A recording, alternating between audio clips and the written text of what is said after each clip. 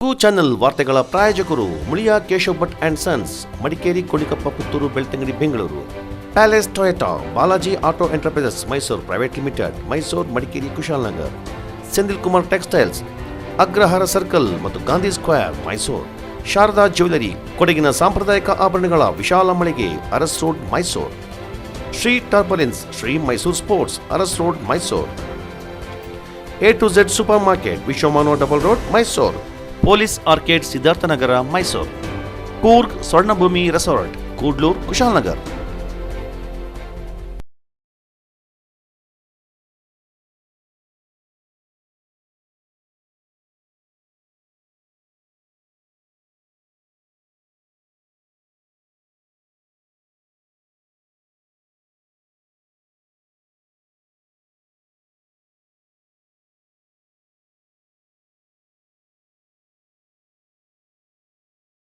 ವಿರಾಜಪೇಟೆ ತಾಲೂಕು ಕಡಗಮರೂರು ಗ್ರಾಮದ ಬಿಎಲ್ ರಾಮಚಂದ್ರ ಎಂಬುವರ ಮೇಲೆ 3 ಜನರಿಂದ ಮಾರಣಾಂತಿಕವಾಗಿ ಹಲ್ಲೆ ನಡೆದಿದೆ.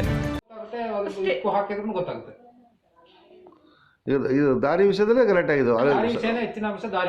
ದಾರಿ ಬಿಡೋದಿದ್ರೆ ಆ ತೋಟ ಅವರಿಗೆ ಆಗುತ್ತೆ ಅಲ್ಲ, ಅವ್ರ ಮನೆ ಪಕ್ಕ ಅಲ್ಲ, ನಮಗಾಗಬಹುದು ಅಂತೇಳಿ ಅದೇ ಒಂದು ಅವರಿಗೆ, ಅದಕ್ಕೆ ದಾರಿ ಬಿಡೋದಿಲ್ಲ.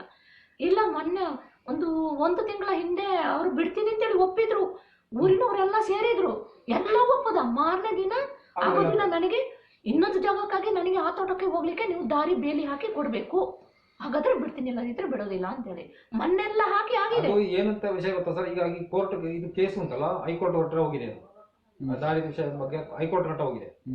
ಅಲ್ಲಿಂದ ಮತ್ತೆ ಏನಾಗಿದ್ರೆ ಇಲ್ಲಿ ಕಳಿಸಿದ್ದಾರೆ, ಈಗ ಮತ್ತೆ ವಾಪಸ್ ಅದೀಗ ಸ್ವಲ್ಪ ಇದಾಗ್ತಾ ಉಂಟು, ಜೋರಾಗ್ತಾ ಉಂಟು. ಅದಕ್ಕಾಗಿ ಇದನ್ನ ಈ ತರ ಏನಾದ್ರು ಮಾಡಿದ್ರೆ ಅದು ಈ ಕಡೆಗೆ ಆ ಕಡೆ ಆಗ್ತದೆ ಅಂತ ಹೇಳುವಂತ ಒಂದು ಉದ್ದೇಶ ಅಷ್ಟೇ. ರಾಮಚಂದ್ರ ಅವರು ತಮ್ಮ ತೋಟದಲ್ಲಿ ಮರ ಕಪಾತು ಮಾಡ್ತಾ ಇದ್ದ ಸಂದರ್ಭ ಆಕಸ್ಮಿಕವಾಗಿ ಕಾಫಿ ಗಿಡದ ಮೇಲೆ ಬಿದ್ದ ಮರದ ಕೊಂಬೆಯೊಂದು ಬಿದ್ದ ಕಾರಣ ಮತ್ತು ಹಳೆಯ ದ್ವೇಷವನ್ನ ಮೂಲವಾಗಿಟ್ಟುಕೊಂಡು ರಾಮಚಂದ್ರ ಅವರ ಮೇಲೆ ಮಾರಣಾಂತಿಕವಾಗಿ ಹಲ್ಲೆ ನಡೆಸಲಾಗಿದೆ.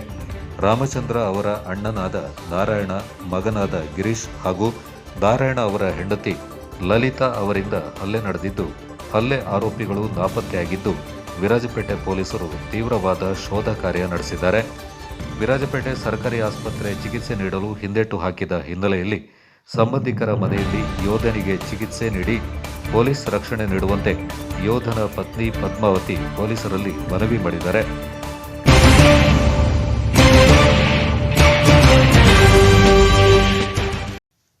ಬಾವಲಿ ಗ್ರಾಮದ ಬಿದ್ದಂಡ ಕಾಲೋನಿಗೆ ಡಿಎಸ್ಎಸ್ ವತಿಯಿಂದ ಭೇಟಿ ನೀಡಿ ಅಲ್ಲಿನ ಬಡ ಕುಟುಂಬಗಳಿಗೆ ಆಹಾರದ ಕಿಟ್ಗಳನ್ನು ವಿತರಿಸಲಾಯಿತು.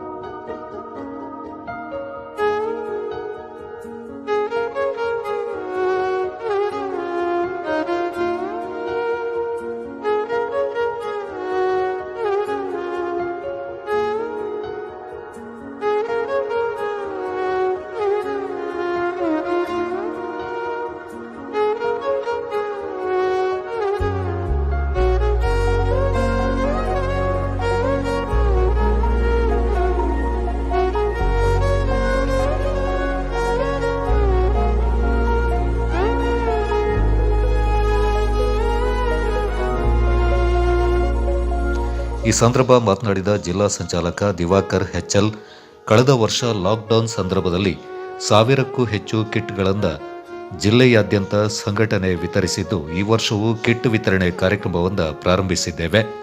ಸಂಕಷ್ಟದಲ್ಲಿರುವ ಕುಟುಂಬಗಳಿಗೆ ಸಂಘಟನೆ ನೆರವಿಗೆ ಬರಲಿದೆ ಎಂದರು. ಮಡಿಕೇರಿ ತಾಲೂಕು ಸಂಚಾಲಕ ದೀಪಕ್ ಪೊಂದಪ್ಪ ಮಾತನಾಡಿ, ನಮ್ಮ ಸಂಘಟನೆ ಬಹಳಷ್ಟು ಸಮಾಜಮುಖಿ ಕೆಲಸಗಳನ್ನು ಮಾಡ್ತಾ ಇದ್ದು ವಿದ್ಯಾಭ್ಯಾಸಕ್ಕೆ ಹೆಚ್ಚು ಒತ್ತನ್ನು ಕೊಟ್ಟಿದೆ. ಆದರೆ ಪ್ರಸ್ತುತ ನೆರೆ ಪ್ರವಾಹ ಹಾಗೂ ಕೋವಿಡ್ ಸಮಸ್ಯೆ ಜಿಲ್ಲೆಯಿಂದ ಬಾಧಿಸ್ತಾ ಇದ್ದು ಆಹಾರ ಕಿಟ್ ವಿತರಣಾ ಕಾರ್ಯಕ್ರಮಗಳನ್ನು ಹಮ್ಮಿಕೊಳ್ಳುತ್ತಿದ್ದೇವೆ ಎಂದರು. ಈ ಸಂದರ್ಭ ಸಂಘಟನೆಯ ಪ್ರಮುಖರು ಹಾಜರಿದ್ದರು.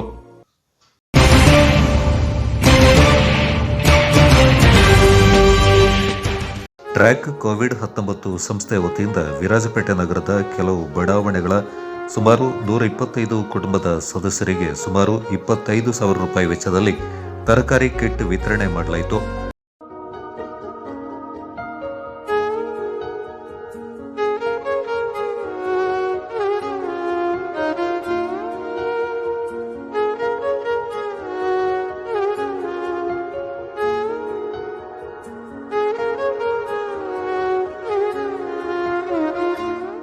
ನಗರದ ಹರಿಕೇರಿ, ಸುಂಡದ ಬೀದಿ ಪೌರ ಕಾರ್ಮಿಕರ ಲೈನ್ ಮನೆಗಳಿಗೆ ಸಂಸ್ಥೆಯ ಸದಸ್ಯರು ವಿತರಣೆ ಮಾಡಿದರು. ಇದೆ ತುಂಬ ಟ್ರ್ಯಾಕ್ ಕೋವಿಡ್ ತುಂಬ ದಿನದಿಂದ ಹಲವು ಶವ ಸಂಸ್ಕಾರ ಹಾಗೂ ಸಾಮಾಜಿಕ ಸೇವೆ ಮಾಡ್ತಾಯಿದ್ರು. ಇದಕ್ಕಿಂತ ಮೊದಲು ನಾವು ರಾಫಿ ಸದಸ್ಯರಾಗಲಿ ನಾವೆಲ್ಲರೂ ಇಂಡಿವಿಜುವಲ್ ಮಾಡ್ತಾಯಿದ್ರು. ಆಮೇಲೆ ನಾವೇನು ಮಾಡಿದ್ರು, ಇಂಡಿವಿಜುವಲ್ ಮಾಡಿದ್ರೆ ಆಗೋದಿಲ್ಲ, ನಾವೆಲ್ಲ ಒಂದಾಗಿ ಒಟ್ಟಾಗಿ ಎಲ್ಲ ಸರ್ವ ಧರ್ಮ ಎಲ್ಲರಿಗೆ ಸೇರಿ ನಾವು ಮಾಡಬೇಕು ಅಂತ ನಾವೆಲ್ಲರೂ ಸೇರಿ ಇಂಥ ಕೆಲಸವನ್ನು ಮಾಡ್ತಾಯಿದ್ದೀವಿ. ಇನ್ನು ಮುಂದೆ ನಾವು ಮಾಡ್ತೀವಿ ಅಂತ. ಟ್ರ್ಯಾಕ್ ಕೋವಿಡ್-19 ಎಂಬಂಥ ಒಂದು ಸಮಾಜ ಸೇವೆ ಮಾಡುವ ಉದ್ದೇಶವನ್ನು ಇಟ್ಕೊಂಡು ಒಂದು ತಂಡವನ್ನು ರಚಿಸಿಕೊಂಡಿದ್ದೇವೆ. ಆ ತಂಡದ ವತಿಯಿಂದ ಹಲವಾರು ಸಾಮಾಜಿಕ ಕಾರ್ಯಗಳನ್ನು ನಡೆಸ್ಕೊಂಡು ಬರ್ತಾ ಇದ್ದೀವಿ.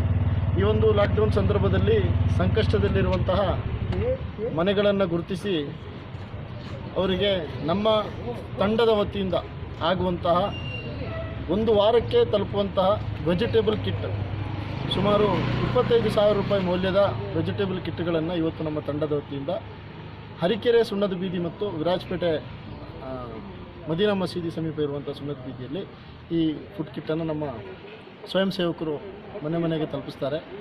ಈ ಒಂದು ಕಾರ್ಯವನ್ನು ನಡೆಸಲಿಕ್ಕೆ ನಮ್ಮೊಂದಿಗೆ ಸಹಕರಿಸಿದಂತಹ ಎಲ್ಲ ನಮ್ಮ ಸ್ವಯಂ ಸೇವಕರಿಗೆ ಧನ್ಯವಾದಗಳನ್ನ ಅರ್ಪಿಸುತ್ತಾ, ಈ ಒಂದು ಸಂದರ್ಭದಲ್ಲಿ ಏನು ಹೇಳಲಿಕ್ಕೆ ಬಯಸ್ತೇವೆ ಅಂತ ಹೇಳಿದ್ರೆ, ಈ ಒಂದು ಕಾಯಿಲೆ ಬಂದಿರೋದು ಮಾನವ ಕುಲಕ್ಕೆ.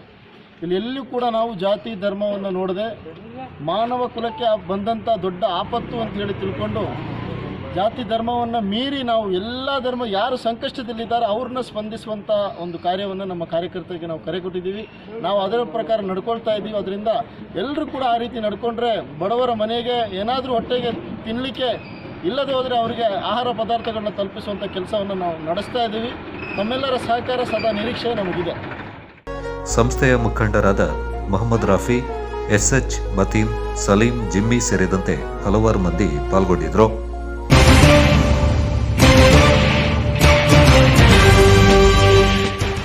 ನಮ್ಮ ಕೊಡಗು ತಂಡ ಹಾಗೂ ಬೆಂಗಳೂರಿನ ಬನವಾಸಿ ಕನ್ನಡಿಗರು ತಂಡದ ಸಹಯೋಗದೊಂದಿಗೆ ಬುಧವಾರ ಕೊಡಗಿನ ಸಿದ್ದಾಪುರ ಭಾಗದ ಹಣ್ಣಿನ ತೋಟ, ತಟ್ಟಳ್ಳಿ, ಬಾಳುಗೋಡು ಹಾಡಿಗಳ 100 ಕುಟುಂಬಗಳಿಗೆ ಆಹಾರದ ಕಿಟ್ಗಳನ್ನು ವಿತರಿಸಲಾಯಿತು.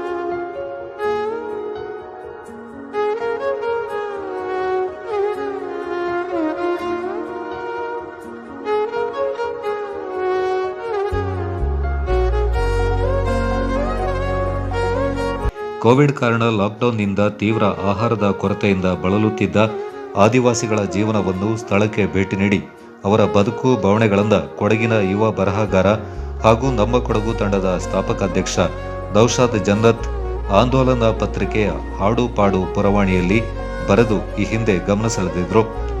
ಇದನ್ನು ಗಮನಿಸಿದ ಬೆಂಗಳೂರಿನ ಬನವಾಸಿ ಕನ್ನಡಿಗರು ತಂಡದ ಜೈ ಕಿರಣ್ ಮತ್ತು ಕಿರಣ್ ಮೈ ಅವರು ಹಲವು ದಾನಿಗಳಿಂದ ಸಂಗ್ರಹ ಮಾಡಿ ತಂದ ಅಗತ್ಯ ಆಹಾರದ ಕಿಟ್ಗಳಿಂದ ಬುಧವಾರ ನಮ್ಮ ಕೊಡಗು ತಂಡದ ಸದಸ್ಯರು ವ್ಯವಸ್ಥಿತವಾಗಿ ವಿತರಿಸಿದರು.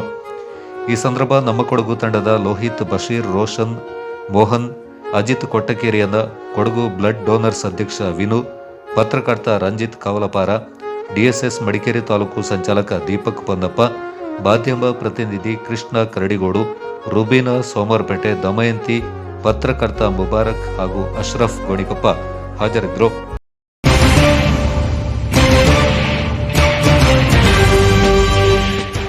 ಬುಧವಾರ ಬೆಳಗ್ಗೆ 8:30ಕ್ಕೆ ಕೊನೆಗೊಂಡಂತೆ ಕಳೆದ 24 ಗಂಟೆಗಳ ಅವಧಿಯಲ್ಲಿ ಕೊಡಗು ಜಿಲ್ಲೆಯಲ್ಲಿ ಸರಾಸರಿ ಮಳೆ 0.03 ಮಿಲಿಮೀಟರ್ ಮಳೆಯಾಗಿದೆ.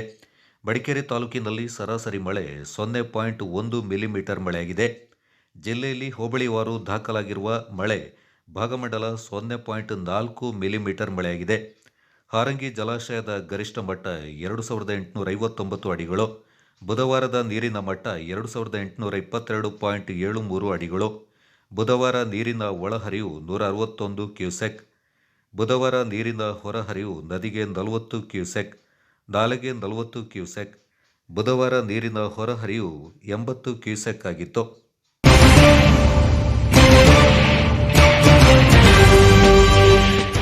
ವಿರಾಜಪೇಟೆ ತಾಲೂಕಿನ ಆರ್ಜಿ ಗ್ರಾಮದ ಮೊರಾರ್ಜಿ ದೇಸಾಯಿ ವಸತಿ ಶಾಲೆ ಮತ್ತು ಪೊನ್ನಂಪೇಟೆ ತಾಲೂಕಿನ ಏಕಲವ್ಯ ವಸತಿ ಶಾಲೆಯಲ್ಲಿನ ಕೋವಿಡ್ ಆರೈಕೆ ಕೇಂದ್ರಕ್ಕೆ ತಹಶೀಲ್ದಾರರಾದ ಯೋಗಾನಂದ ಮತ್ತು ಪಟ್ಟಣ ಪಂಚಾಯಿತಿ ಮುಖ್ಯಾಧಿಕಾರಿ ಶ್ರೀಧರ್ ಅವರು ಬುಧವಾರ ಭೇಟಿ ನೀಡಿ ಪರಿಶೀಲಿಸಿದರು.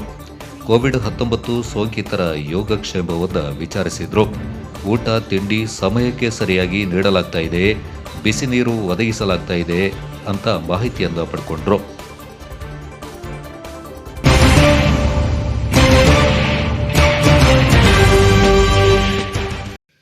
ಕೊಡಗು ಜಿಲ್ಲೆಯ ಗ್ರಾಮೀಣ ಪ್ರದೇಶಗಳಲ್ಲಿ ಕಾಡಾನೆ ಉಪಟಳ ದಿನದಿಂದ ದಿನಕ್ಕೆ ಹೆಚ್ಚಾಗ್ತಾ ಇದೆ. ಮಂಗಳವಾರ ಮಧ್ಯರಾತ್ರಿ ಮನೆಯೊಂದರ ಮೇಲೆ ಕಾಡಾನೆ ದಾಳಿ ನಡೆಸಲು ಪ್ರಯತ್ನಿಸಿದ ಘಟನೆ ವಾಲ್ನೂರು ಗ್ರಾಮದ ಸಮೀಪ ಬಾಳೆಗೊಂಡಿಯಲ್ಲಿ ನಡೆದಿದೆ. ಗಿರಿಜನ ಕಾಲೋನಿಯಲ್ಲಿ ಸ್ವಾಮಿ ಹಾಗೂ ಯಶೋಧ ಎಂಬ ದಂಪತಿಗಳು ನಿದ್ದೆಯಲ್ಲಿದ್ದಾಗ ಏಕಾಏಕಿ ಆನೆ ಮನೆಯ ಮೇಲೆ ದಾಳಿ ನಡೆಸಲು ಮುಂದಾಗಿದೆ. ಏನಾಯಿತು ಅಂತ ಎದ್ದು ನೋಡುವಷ್ಟರಲ್ಲಿ ಮನೆಯ ಶೀಟನ್ನು ಜಖಂಗೊಳಿಸಿ ಹೊರಬಂದು ನೋಡಿದ ದಂಪತಿಗಳನ್ನು 1 ಕಿಲೋಮೀಟರ್ನಷ್ಟು ದೂರ ಅಟ್ಟಾಡಿಸಿದೆ. ಜೀವ ಉಳಿಸಿಕೊಳ್ಳಲು ಓಡಿದ ದಂಪತಿಗಳು ಬೇರೆ ಬೇರೆ ಕಡೆಗಳಲ್ಲಿ ಓಡಿದ ಮೇಲೆ ಆನೆಯು ಜಖಂಗೊಳಿಸಿದ ಮನೆಯ ಬಳಿ ಮತ್ತೆ ತೆರಳಿದೆ. ನಂತರ ಆತಂಕಗೊಂಡ ದಂಪತಿಗಳು ತಾವಿದ್ದ ಸ್ಥಳದಲ್ಲೇ ರಾತ್ರಿ ಇಡೀ ಕಳೆದಿದ್ದು ಮುಂಜಾನೆ ಅರಣ್ಯ ಇಲಾಖೆಗೆ ವಿಷಯ ತಿಳಿಸಿದ್ದಾರೆ. ಸ್ಥಳಕ್ಕೆ ಅರಣ್ಯಾಧಿಕಾರಿಗಳು ಆಗಮಿಸಿ ಪರಿಶೀಲನೆ ನಡೆಸಿದ್ದಾರೆ. ಇನ್ನು ಘಟನೆಯಿಂದ ಆತಂಕಗೊಂಡಿರುವ ಗ್ರಾಮಸ್ಥರು ಕಾಡಾನೆ ಉಪಟಳವನ್ನು ನಿಯಂತ್ರಿಸುವಂತೆ ಹಾಗೂ ಹಾನಿಯಾದ ಕುಟುಂಬಕ್ಕೆ ಪರಿಹಾರ ನೀಡುವಂತೆ ಒತ್ತಾಯಿಸಿದ್ದಾರೆ.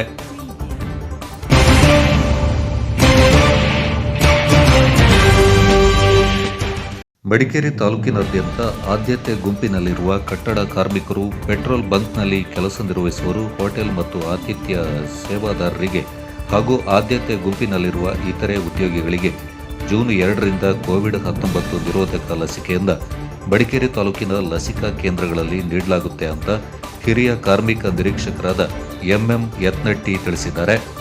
ಆದ್ಯತೆ ಗುಂಪಿನಲ್ಲಿರುವ ಕಾರ್ಮಿಕರು, ಹಿರಿಯ ಕಾರ್ಮಿಕ ನಿರೀಕ್ಷಕರು ಮಡಿಕೇರಿ ವೃತ್ತದ ಕಚೇರಿಯಿಂದ ನಮೂನೆ 3ರಿಂದ ಭರ್ತಿ ಮಾಡಿ ಲಸಿಕಾ ಕೇಂದ್ರದಲ್ಲಿ ತೋರಿಸಿ ಕೋವಿಡ್-19 ಲಸಿಕೆಯಿಂದ ತಪ್ಪದೆ ಪಡೆಯುವಂತೆ ಹಿರಿಯ ಕಾರ್ಮಿಕ ನಿರೀಕ್ಷಕರು ಕೋರಿದ್ದಾರೆ. ಆ ದಿಸೆಯಲ್ಲಿ ಬುಧವಾರ ಮಡಿಕೇರಿ ತಾಲೂಕಿನ ವಿವಿಧ ಕಟ್ಟಡ ಮತ್ತು ಇತರೆ ನಿರ್ಮಾಣ ಕೆಲಸದ ಸ್ಥಳಗಳಿಗೆ, ಹೋಟೆಲ್ಗಳಿಗೆ ಮತ್ತು ಪೆಟ್ರೋಲ್ ಪಂಪ್ಗಳಿಗೆ ಭೇಟಿ ನೀಡಿ ಕೆಲಸದಲ್ಲಿ ತೊಡಗಿರುವ ಎಲ್ಲ ಕಾರ್ಮಿಕರಿಗೆ ಕಾರ್ಮಿಕ ಕಚೇರಿಯಿಂದ ಅನುಬಂಧ 3ನ್ನು ತೆಗೆದುಕೊಂಡು ಹೋಗಿ ಕೋವಿಡ್-19 ಲಸಿಕೆಯಿಂದ 18 ವರ್ಷ ವಯೋಮಾನ ಮೇಲ್ಪಟ್ಟವರು ಹಾಕಿಸಿಕೊಳ್ಳುವಂತೆ ಮಾಹಿತಿ ನೀಡಲಾಯಿತು. ಇಂದಿರಾ ಕ್ಯಾಂಟೀನ್ನಲ್ಲಿ ಉಚಿತವಾಗಿ ಉಪಹಾರ, ಮಧ್ಯಾಹ್ನದ ಮತ್ತು ರಾತ್ರಿಯ ಊಟ ಇರೋದರಿಂದ ಎಲ್ಲ ಕಾರ್ಮಿಕರು ಅದರ ಸದುಪಯೋಗ ಪಡಿಸಿಕೊಳ್ಳುವಂತೆ ತಿಳಿಸಲಾಯಿತು.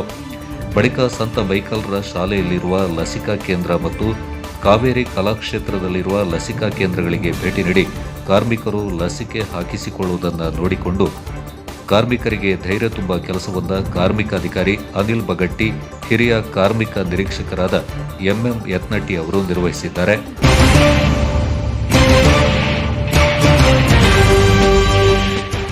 ಸೋಮವಾರಪೇಟೆ ತಾಲೂಕಿನ ದೊಡ್ಡಮಳತೆ, ಗೌಡಳ್ಳಿ, ಶನಿವಾರ ಸಂತೆ, ದುಂಡಳ್ಳಿ, ಬೇಡಗೊಟ್ಟ, ಕೊಡ್ಲಿಪೇಟೆ, ಬೆಸೂರು, ಹಂಡ್ಲಿ, ನಿಡ್ತ ಮತ್ತು ಆಲೂರು ಸಿದ್ದಾಪುರ ಗ್ರಾಮ ಪಂಚಾಯಿತಿಗಳಲ್ಲಿ ಕೋವಿಡ್-19 ನಿಯಂತ್ರಣ ಸಂಬಂಧ ಕಾರ್ಯಪಡೆ ಸಮಿತಿಯ ಸಭೆಯು ಶಾಸಕರಾದ ಎಂಪಿ ಅಪ್ಪಚ್ಚು ರಂಜನ್ ಅವರ ಅಧ್ಯಕ್ಷತೆಯಲ್ಲಿ ಬುಧವಾರ ನಡೆಯಿತು.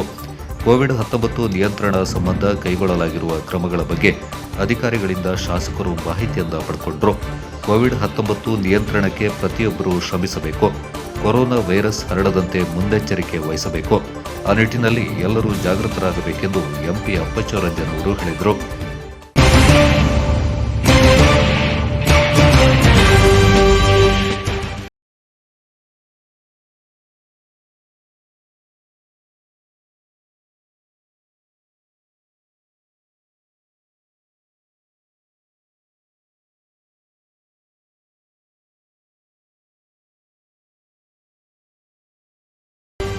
ಚಾನೆಲ್ ವಾರ್ತೆಗಳ ಪ್ರಾಯೋಜಕರು Muliya Keshav Bhat and sons, Madikeri, Kolikappa, Puttur, Belthangady, Bengaluru. Palace Toyota, Balaji auto enterprises Mysuru private limited, Mysuru, Madikeri, Kushalnagar. Senthil Kumar textiles, Agrahara circle ಮತ್ತು ಗಾಂಧಿ ಸ್ಕ್ವೇರ್, ಮೈಸೂರು. ಶಾರದಾ ಜ್ಯುವೆಲರಿ, ಕೊಡಗಿನ ಸಾಂಪ್ರದಾಯಿಕ ಆಭರಣಗಳ ವಿಶಾಲ ಮಳಿಗೆ, ಅರಸ್ ರೋಡ್, ಮೈಸೂರು.